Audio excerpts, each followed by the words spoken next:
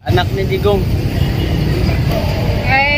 Si Rapitol po. Si Sara po. Sara Duterte. Yes, sir. Sara ko.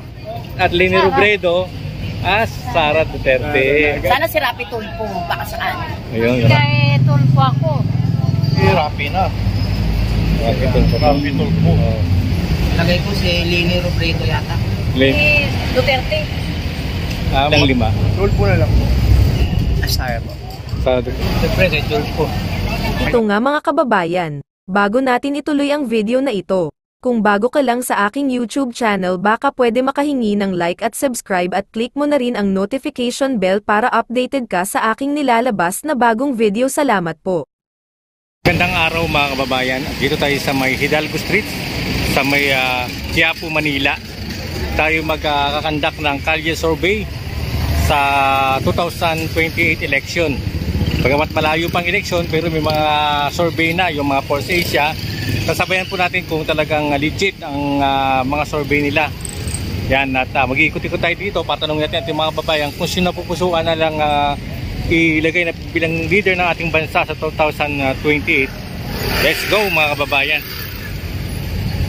Sir muna, tanongin natin. Sir, Kalye survey lang kami. Yan is okay, sir. Toto tayo. Hindi, pulis. Bilang doon Sir, may Kalye survey lang. Ayan, nanyan. Okay. Kung sakaling Ay, Karding, ito pala si ano. hindi, ikaw muna. Ikaw muna. Ikaw muna. Kung sakaling 2028 na election, sino ang pupusuan mo? Unang-una ang magkakalaban si Rapi Tulfo, VP Sara Duterte, Martin Romualdez, Manny Pacquiao at saka si Leni Robredo. Yan ako. Anak ni Digong. VP Sara. Ayun. Bakit si VP Sara? Sinapis nila yung Manila eh. Ayun. Oh. Okay na po. Okay, salamat. Thank you ha. Ano natin po? Hello. Magandang araw. Kalye survey lang po. Survey lang kami. Kung halimbawa, nasa 2028 presidential election tayo, at halimbawa tatakbong pagkapangulo si Senator Rapi Tulfo, Speaker Martin Romualdez, VP Sara Duterte, dating Senador Manny Pacquiao, at Leni Robredo. dating Vice Presidente Leni Robredo, kanino ka? Si Rapitol po. Yun. Bakit po si Sir Rapi Tulfo? Idol Rapi? Kasi po matulungin siya sa na-apit, saka pag alam niyang tama ka, ikaw yung kakampihan niya. Parang para sa akin si Rapitol. Okay. Salamat. Ngayon, huling tanong po. Sa 5 po sa kanila, sino po yung hindi ayaw mo? Ayaw ko po. Ay, baka po Sige. Okay lang po. Okay na. Sige. Okay, yun na lang. Thank you. Thank you. Kasi ma'am, tanong natin si ma'am. Ma'am, pwede mag-Kalye survey sa inyo? Ay ma'am, magandang araw. Yan si ma'am. Ma'am, tatanong lang kami. Kunyari 2028 na ngayon na presidential election. Kung salin tumakbo si Rapi Tulfo, VP Sara Duterte, Leni Robredo, Martin Romualdez, Manny Pacquiao, at saka si Sakto na yun. ayun. Kanino? Sa 5 po, sino itong pipiliin nyo? Si Sara po. Sara Duterte. Ba't po si Sara napili nyo? Kasi parang kay sa tatay niya, diba mas maganda siya na last na president.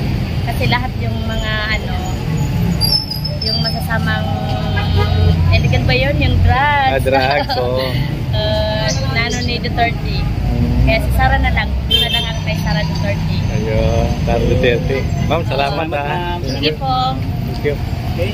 Pero may music ata dyan? May music? Diretso lang tayo. Sige, thank you ma'am. Ayun, mga kabayan ko, no? Tuloy-tuloy po tayo dito. Ito, si ma'am. Ay ma'am, magandang araw. Ma'am, Kalye survey lang po. Nahiya si ma'am. Survey lang kami, ma'am. Okay lang. Ay, Ma'am? Yes, sir. Hindi natanong na ito, sir. Ayan, yan. Sir, Kalye Surveillance, sir. Baka pwede sa rin kayo matanong.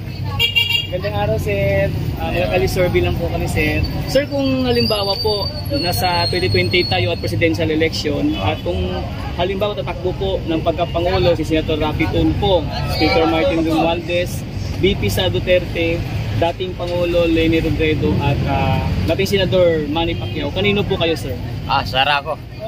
Yes, Bakit? Duterte. Bakit po, sir? Maganda yung tatakbo niya. Okay, salamat, sir. Salamat sa opinion, sir.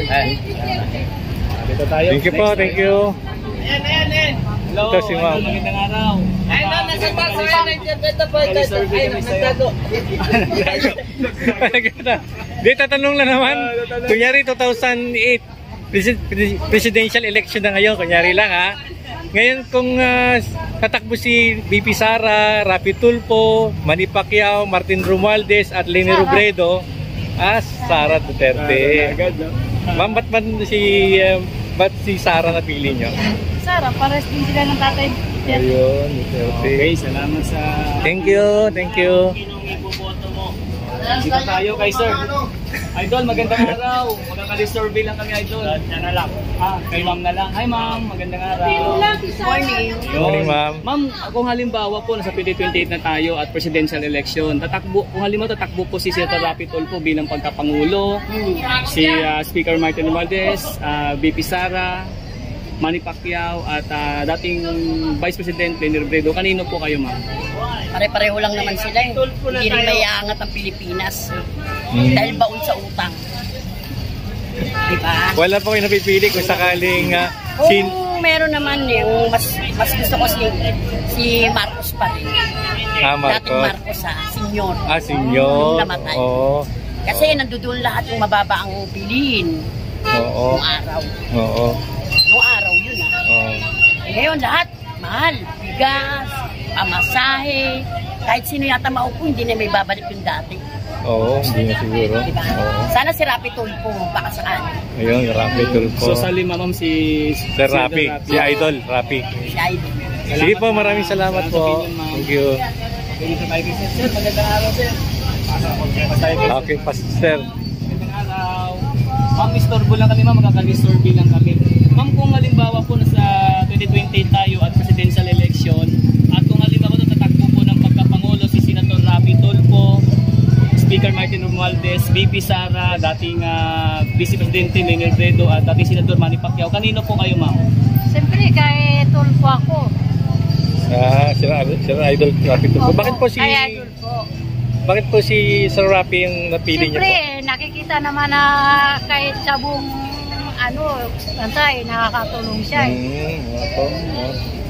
Ayun po. Okay, salamat Thank you. po sa opinion, ma'am. Thank you. Humingi ka ng tulong, orado talaga, tumutulong siya. May Kahit tulong saan ka. ka nasa malayong lugar ka, nakakarating. So, yung mga iba, puro salita lang eh. Wala sa gawa. Oo. Totoo Ayun. naman eh. Tingnan mo yung president ngayon. Sabi nila, pag iba na, pagkapalitan na si Duterte, panibago, mas lalong naghihirap.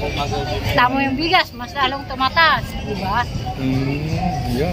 Sabi, 20 lang daw yung bigas. Pag Marcos eh, mas lalong tumaas ngayon eh. Sabi niya daw, 1/4 lang daw yung pahinti pala. Hindi pala eh. Halos lahat tumaas sa lahat ng mga pamimili. Ayun. Pero ma'am, halimbawa ma'am, kung nanonood po kayo sa ating PBB, ano po misahin sa kanya? Eh, wala akong masabi. Mahirap magsalita. Ayan po. Diba? Opo. Hindi naman pwede na usgahan mo yung tao. Kung anong diba? Apo, yun. Yun ang pre, siya pa rin ang binoto eh. Sa kanya na yun. Diba? Mahirap umusga na at saka mahirap manira.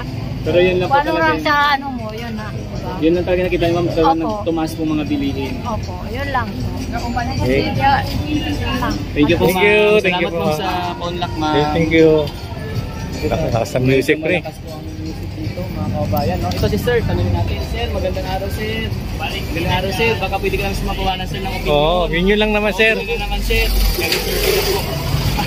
No comment din sir, no comment. Sige sir. Salamat sir. Salamat sir. Thank you po. Thank you sa inyo. Ayan, ito. Lakas ng music, rinigit tayo niyan. Medyo malakas yung music mga kababayan dito, no? Di tayo makapag... Doon kayo tayo, lipat kayo sa medyo, no? Sa kapila. Oo. Kasi mga tayo dito mga kababayan. Copyright tayo dyan, mga kababayan. Baka makapiright tayo sa lakas ng music. Tayo papunta sa ano... sa may... na rin to. Tayo pre, oh. Yan oh, yung paninda ni sir oh. Yan oh, ano ba yung paninda mo sir? Ano po mga babe? Sa Quiapo, mararami yan mga babe. Vape pala. Ayan. Yan pala yung... yan mga babayan. Nabili yan ng vape ko ah. Magkano ba yan? May 300, may 450, may 400. Ayan. May mga accessories. Saan ba, kung sakaling hanapin ka nila, saan lugar to? Dito po sa may Quiapo, sa may Hidalgo Street. Ayun. Hanap ng pangalan? James po, James, oh yan. Gwapong-gwapo, artistahin. Salamat Idol James. Sige, Idol James. Okay, diretso tayo mga kababayan. Ito sila ang busy, hindi natin maano. Ayun. Saka doon mga kababayan ko sa may doon, dapat saan tayo. Kaso lakas ng music. Kaya dito na lang tayo. Ito si Ma'am. Ay Ma'am. May mga customer eh. Ano, customer? Lalaki.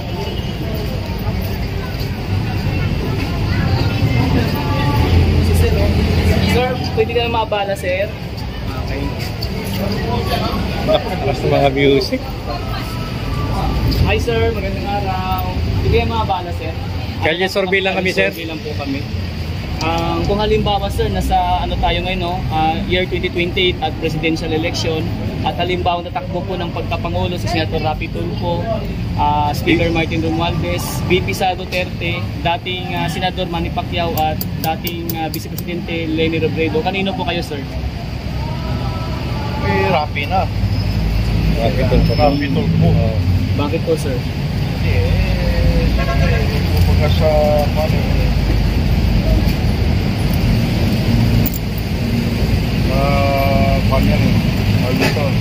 nakikita ko naman kung paano siya nagpakuan sa pagkasenador, di ba? Ayun. Yes, sir. Thank you, sir. Salamat, sir. Salamat, sir, sa opinion. Sir. Sir, good morning, sir. Pwede po may istorbo kayo. Kalye survey lang po kami, sir. Kung sakali, sir, 2028 ngayon, presidential election. At tumakbo si VP Sara Duterte, Sir Rapi Tulfo, Martin Romualdez, Ma'am Leni Robredo, at saka Manny Pacquiao. Sa lima po sa kanila, sino po ang tingin yung karapat-dapat sa kanilang lima? Lagay ko si Leni Robredo yata. Leni Robredo po. Ayun. Bakit po si Ma'am Leni po ang napili niya? Parang yun lang nagustuhan ko eh. Okay. Salamat, sir. Salamat, sir. Thank you po. Opinion. Thank you. Sir, medyo busy. Nag-message. Busy tayo nga. Sir, Hi. kayo survey, sir. Baka pwede pa may istorbo ka? Kaya may store po. Mga kali-survey lang kami. May ka-message, sir. Diretso lang tayo.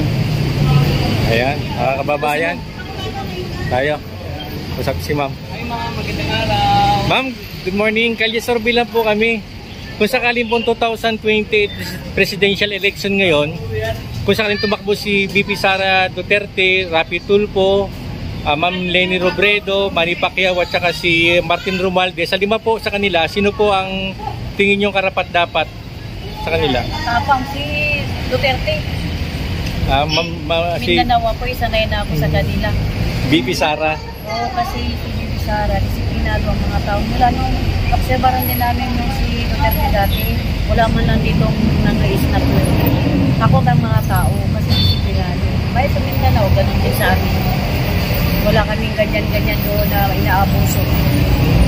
Kasi si Duterte, matapang na sa lugar. Gusto niya pantay-pantay lahat. Pag magkasala ka, nakasala. Yun ang patakaran niya. Yun ang maganda kasi pagdating sa mga ganito, di kami mga biglas, di kami nagkabihan, di naman inuuli naman sa Mindanao, di kami makakita na inuuli, dito lang sa Maynila. Maya-maya lang kami huli, yung negosyo namin, pina-5-6 yan. Dito pinukuha yung pagkain ng mga bata sa araw-araw, bako. Tapos sige kami takbo ng takbo, paano ikakainin natin? Nama-5-6 kami araw-araw. Tapos lahat ng mga vendors, putante ho to dito. Hindi kami nakapagpinda dito pag putante. Lahat kami ito putante dapat. Yun ang panangalagaan. Kaya alam ni Duterte na ang mga vendors putante.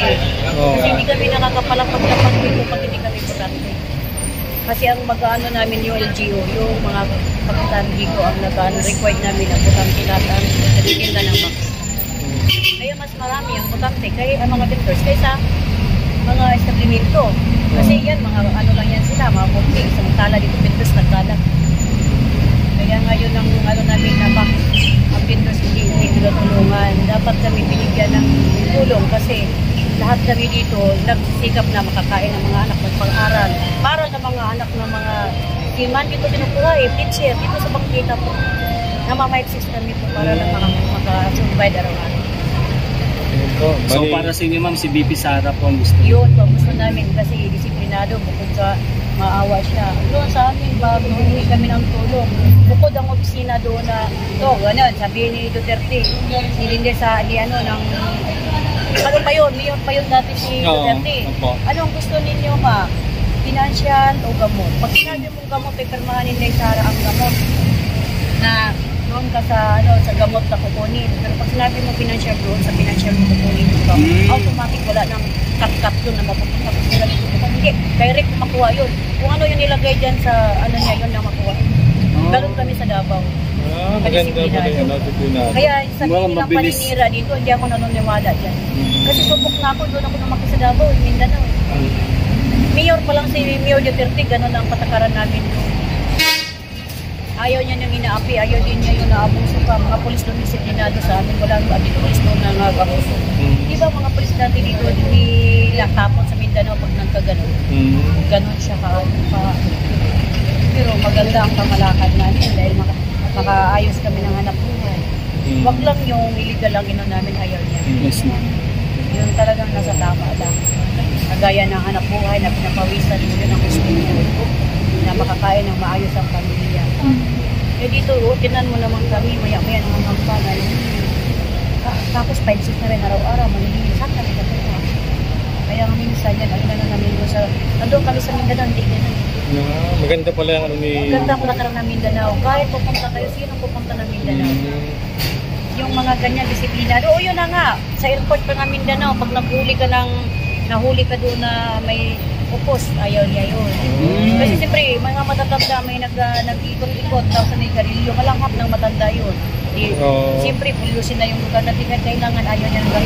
May lugar kay airport dito.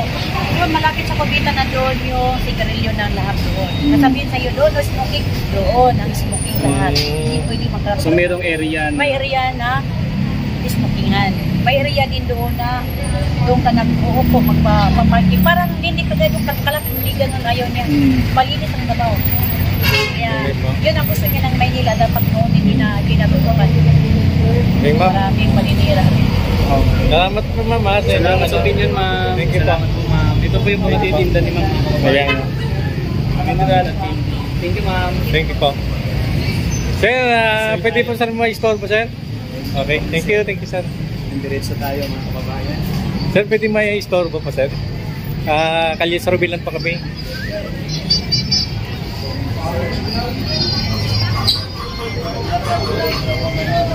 Music.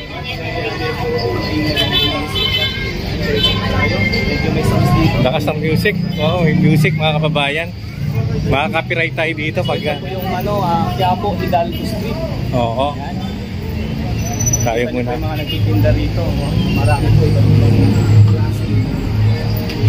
Oo. Yan. Malakas mo sounds. Dako. Kasi isa si tayo masyado makakapag. Ito. Ano nga pa ba mapag-interview ng maayos na? Kasi hindi natin marinig. Ayan, lakas ng tugtog. Oo. Ito, sisira. Hindi nga malahin ko eh. May ginagawa pa eh. Oo. Sir, magandang morning sir. Kalye survey lang po kami sir. May konting tanong lang. po yun? Kunyari sir, 2028 presidential election na ngayon. Pero tumakbo po si BP Sara Duterte, si Rapi Tulfo, Leni Robredo, Manny Pacquiao at saka si Martin Romualdez. Sino po sa inyo tingin nyo karapat-dapat sa kanilang 5? Tulfo na lang po. Po? Itulfo na lang po. Nakitulfo po kayo? Bakit po, sir? Tulfo po natin. May kit siya. Yung siya. Parang mayroong kamay na bakal. Ayun. Okay, salamat, sir. Thank you po. Maraming salamat sa inyong opinion. Sir ng sapatos sa kanyang business. Salamat, sir. Dito naman tayo. Ito. Tanungin ito si Ma'am. Sir. Ma'am, pwede pong mag-Kalye survey, ma'am? Kalye survey lang po to, ma'am. Kunyari, ma'am, 2028 presidential election ngayon. At tatakbo po si BP Sara, Sir Rapi Tulfo, si Sir Manny Pacquiao, Ma'am Leni Robredo at saka Martin Romualdez. Sa 5 po sa kanila, tingin nyo po, sino pong karapat-dapat na maging leader ng bansa natin? Sara po. Sara Duterte. Bakit po si Sara po napili niya? Because she already had an history with his dad, past experiences. And marami na rin po siya nagawa sa Davao. Taga Davao po kayo? Review lang po. Yun. Ma'am, salamat po. Thank you so much. Thank you so much. Hello, magandang araw. Okay. Ito tayo kay ma'am. Ma'am, maabala lang namin kayo, ma'am. Magandang araw po, ma'am. Maabala namin kayo. Okay lang po ba, ma'am, Kalye survey? Kung halimbawa, ma'am, year 2028 na tayo ngayon at sa presidential election, kanino po, kung tatakbong pagkapangulo, halimbawa, si BP Sara, Senator Rapi Tulfo, Speaker Martin Romualdez, dati Senator Manny Pacquiao at dating Vice Presidente Leni Robredo, kanino po kayo, ma'am? Hindi pa ako sure. Hindi pa sure si ma'am. Okay, ma'am, salamat po. Ito si sir, baka pwede mo kayo ng opinion. Wala pa eh. Wala pa. Muna natin yung lahat.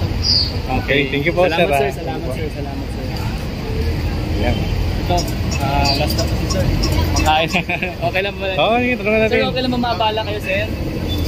Kung halimbawa, sir, nasa year 2020 na tayo at presidential election at halimbawa tatakbo po ng pagkapangulo si Senator Rapi Tulfo, BP Sara Duterte, Speaker Martin Romualdez, dating Vice Presidente Leni Robredo at dating Senador Manny Pacquiao, kanino po kayo, sir? Siyempre, kay Tulfo. Kay Tulfo po kayo. Bakit po si Tulfo? Makabayan. Po? Makabayan. Makabayan po. Makamasa. Makabasa. Ayun. Salamat po, sir, Thank you po sa opinion. Ayan. Okay, Ayan, mga kababayan, ito po yung Quiapo Church sa may tapat natin, no?